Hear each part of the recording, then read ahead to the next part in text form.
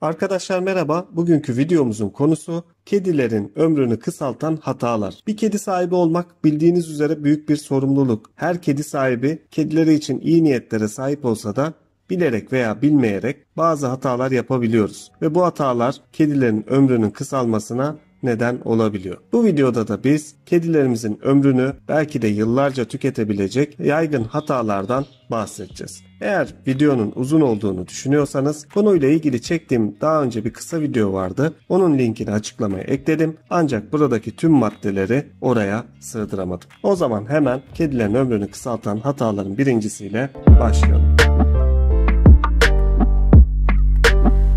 Birincisi yeteri kadar su içmelerini sağlamamak. Bildiğimiz üzere kediler suyu çok fazla sevmiyorlar. Bu yüzden de yeterince içmeyebiliyorlar ve kedilerde en fazla gözüken hastalıkların başında idrar kristalleri, böbrek sorunları gibi sağlık sorunları gelişebiliyor. Dolayısıyla kedilerimizin susuz kalmalarını önleyebilmemiz lazım. Yeteri kadar su içmelerini sağlayabilmemiz lazım. Onlara gerekirse su fiskiyeleri, konserve yiyecekler ve birden fazla su kabı gibi çekici buldukları şekilde suya sürekli erişimi sağlayabilecekleri yöntemleri geliştirmemiz gerekiyor. Kediler eğer ki az su içiyorsa kedinizin ne kadar su içebileceği ile alakalı daha önce bir video çekmiştim. Onu da açıklama kısmına ekleyeceğim. Dilerseniz oradan da kedilerin su içmesi nasıl arttırılır bunu izleyebilirsiniz. İkincisi onlara açık pencerelere erişim verme. Veterinerler ve hayvan hastaneleri her yıl çok yükseklerden, genellikle de çok katlı binaların pencerelerinden düşen kedileri tedavi ediyorlar. En fazla yaşanan kazalardan birisi bu. Bir apartman dairesinde veya çok katlı bir binada yaşıyorsanız hiçbir pencereyi açık bırakmayın. Kedilerinizin doğal içgüdüleri bazen bir kuş gördüklerinde devreye girebilir ve avlarını kovalamak için de açık bir pencereden atlayarak büyük bir trajediye yol açabilirler. Bu nedenle camları ya açmayacaksınız ya da sağlam kedi fileleri çekerek o şekilde açacaksınız. Yoksa olumsuz birçok sorunla karşılaşabilirsiniz. Üçüncüsü kedinizi strese sokmak.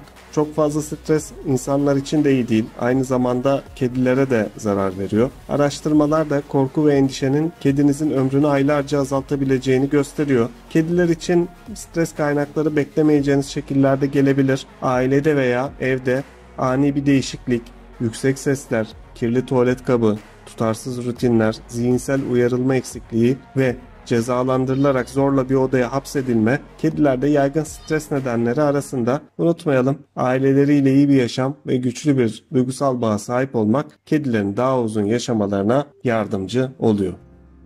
Dördüncüsü yeterli egzersiz yaptırmamak. Kediler de tıpkı insanlar ve köpekler gibi egzersize ihtiyacı vardır. Günde en az 20 dakikanızı kedinizle etkileşimli oyunlara ayırın. Egzersiz zihinsel uyarım sağlıyor ve iyi kas ve kemik sağlığını da geliştiriyor kedilerde. Normal hayatlarında avlanma yapmalarına rağmen evde ekmek ve su dertleri olmadığı için kediler daha hareketsiz kalıyorlar.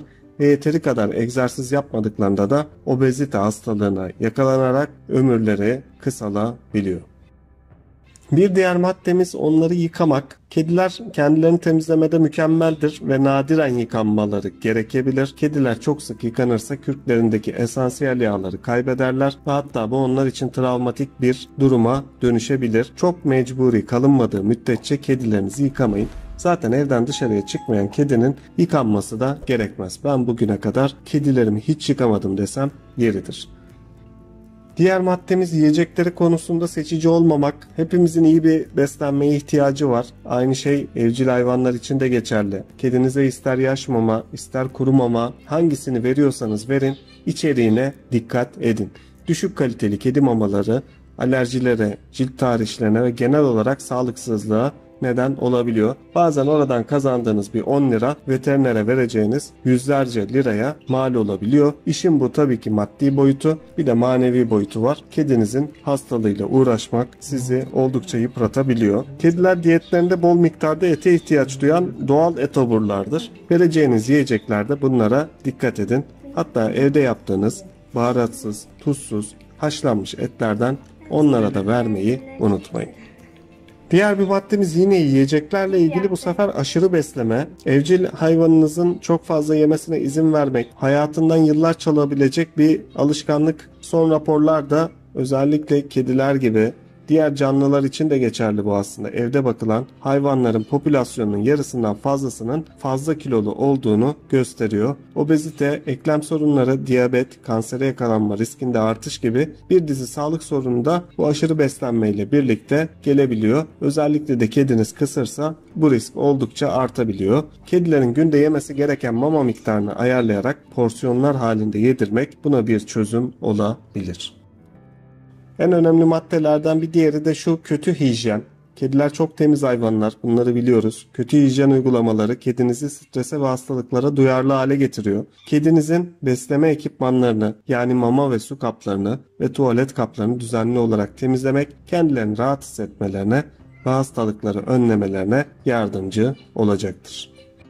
Diğeri, bu herkes için geçerli olmasa da, eğer ki sigara içiyorsanız evcil hayvanınızı dumana maruz bırakmak. Tıpkı insanlarda olduğu gibi kedigillerin ciğerleri de bütün gün üzerlerine üflenen dumanı kaldıramaz. Evde sigara içiyorsanız size ve evdeki kişilere zararlı olduğu gibi ciğerleri çok daha hassas olan kediler için de son derece zararlıdır ve her türlü sağlık sorununa neden olabilir. Bir diğeri, temel bakımlarını unutmak. İnsanlar gibi kedilerin de düzenli bakıma ihtiyaçları vardır. Bazen bu dişleri de olabilir. Genelde en fazla ihmal ettiğimiz şeylerden bir tanesi. Ben de bazen ihmal edebiliyorum. Dişleri genellikle yüzlerce bakteriye ev sahipliği yapıyor ve bazen onların da sizinki gibi fırçalanması gerekebiliyor. Diş sağlığına, ağız sağlığına dikkat edin.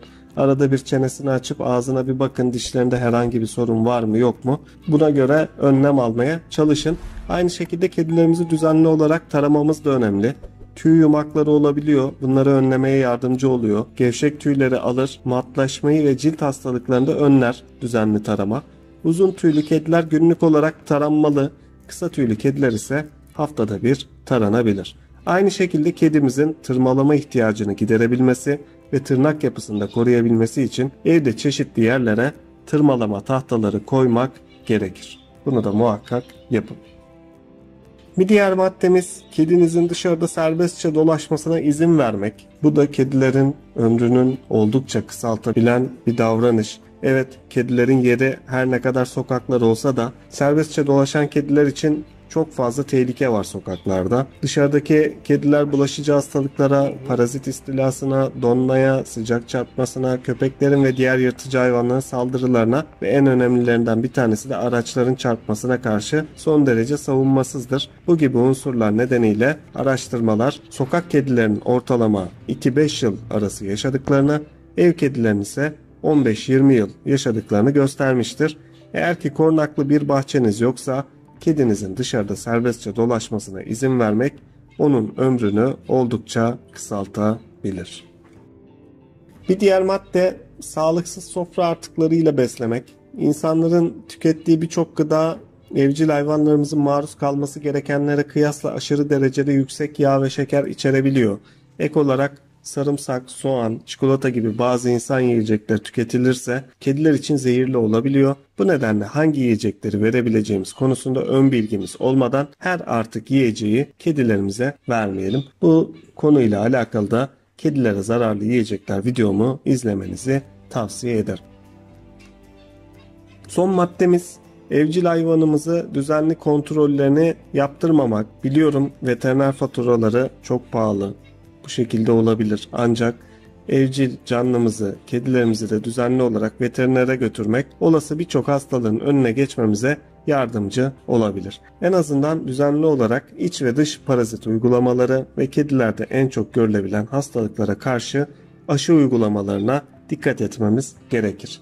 Arkadaşlar, kedilerin ömrünü kısaltan hatalar bu şekilde. Bu maddeleri daha da çoğaltabiliriz. Eğer ki videoyu beğendiyseniz benim için en güzel teşekkür beğen butonuna basıp kanala abone olmak ve bu videoyu diğer evcil canlı sevenlerle paylaşmak olacaktır. Diğer videolarımda görüşmek dileğiyle. Hepiniz hoşça kalın, sağlıkla kalın.